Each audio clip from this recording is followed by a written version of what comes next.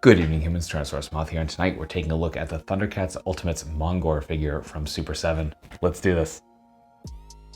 Aesthetically speaking, this figure looks absolutely insane, and no lie, this might be one of my favorite Super 7 Ultimates of any line in that regard. I think they just absolutely nailed it here.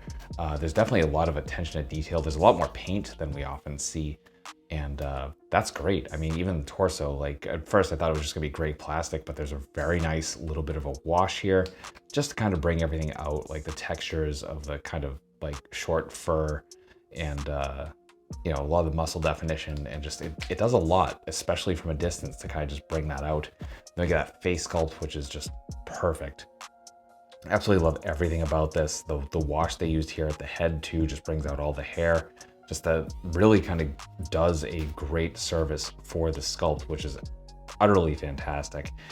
And then I have no idea what that noise was, by the way. Then we get to the horns, and they just got a nice little bit of shine, a little bit of metallicness to them almost, and yeah, just look very, very nice. Those eyes are piercing. That bright yellow definitely stands out. We get that same treatment that we get for the hair on the head to the legs, so that's fantastic. Even these details, like the bit of the calves that do not have hair on them, just really great there. And then we get the nails that are kind of that almost kind of gold. It's not really metallic. It looks a little metallic through my viewfinder here, but it is definitely more of a flat kind of brownish yellow, kind of mustard sort of tone, but totally works. And yeah, just overall, just incredible looking figure. Great loadout of accessories, so let's check this out. And starting off with hands right out of the box, we do get a couple of grips. Then we get a couple of kind of relaxed clawing hands. And then finally, we get a left pointing hand, which also works as a grip, which is kind of cool. And then finally a right fist. So great work all around there. Then we get two different heads. So we saw in the last section, just the kind of smiling, grinning, kind of standard head with the you know, eyes with the kind of slits in them. And then we get the full-on rage face, so yelling head, kind of yellowed out eyes. Fantastic all around. This head looks just incredible. This might be the one I keep on the figure, and he's fallen over. And then we get a weapon, so we get his scythe. Beautifully done here. Nice, clean, crisp sculpt. We got some nice silver paint here to accent kind of the more you know, kind of darker gray gunmetal sort of tone we have for the actual plastic. Then we get the handle with a little bit of wood grain sculpt going on there, all the way down to the bottom. You know, it's nice curve, nice natural curve to it, as there should be.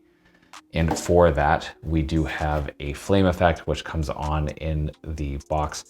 And this just literally sits right on top of the scythe, and then this kind of goes around the handle just a little bit. So very, very nice there, and great tones too, nice bright yellow and orange. And then finally we get these electric effects, which just go right on the horns to either head, which is fantastic. And that will do it for accessories. Articulation and balance here are both exactly what I expect from Super 7's Ultimates, but also surpasses it a little bit, if that makes any sense. We'll talk about it and try to make sense of that. So as you can see, freestanding kicks, absolutely no problem here. Part of that owed to the nice and wide feet and some very nice tight joints, as it should be. So definitely no issues there.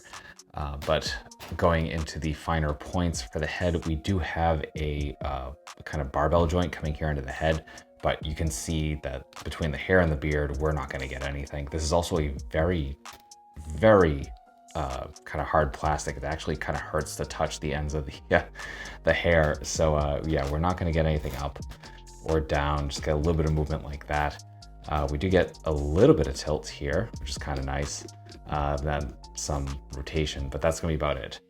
For the shoulders, we are hinge and swivel. We're coming up just before a T. We do have some bicep swivel, which is nice. Single jointed elbows bringing us to just before 90. We do have hinge and swivel, no vertical whatsoever, all horizontal joints. Then our ab crunch, we come to the diaphragm, and you can see this is a very different sort of cut. the way they did this, where it kind of comes up as opposed to just being the this top piece coming over. And that actually kind of allows a pretty nice crunch.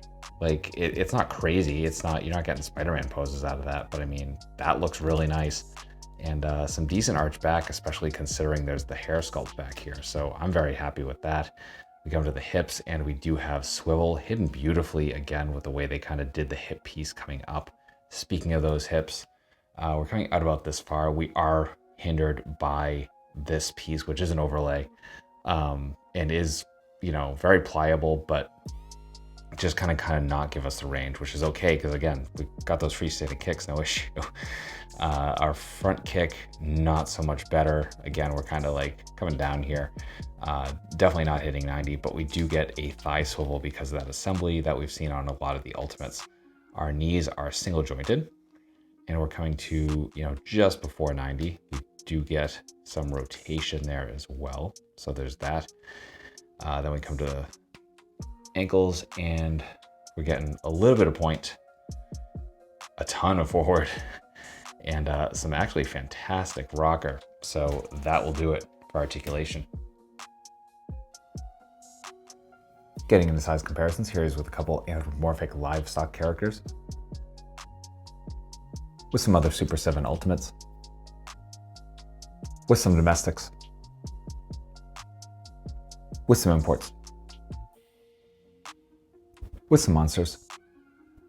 Finally, with articulated icons Oni and yours truly in human form as the Valorous Action Force figure. So my final thoughts on the Super 7 Ultimates Mongor figure is that this is an absolutely kick-ass figure. Just so much fun. The articulation is great. The accessories are spot on.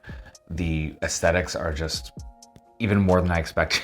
It looks as good, if not better, than the renders, which is rare. And yeah, cannot recommend this enough. If you are a fan of Mongor as a character, if you are just a big mark for Thundercats, if you just like goat men, then this is your jam. Like it's so good. I can't recommend it enough. So that being said, it's available on, you know, a few different online resources. So I'll have a link or two in the description below if you are interested. And just with that, I hope that you found this review informative and somewhat entertaining. And if you did, I hope to see you back, because I do multiple reviews a week of action figures related to tokusatsu, dinosaurs, monsters, pro wrestling, and more. So if any of that appeals to you, if all of that appeals to you, please come back. Then let's you know, talk some more toys, escape this world for a while, and just get lost in some beautiful plastic. So yeah, ultimately, I just hope you are well. I hope that all of your toy dreams come true, and most importantly, I hope that you and yours stay weird, simians.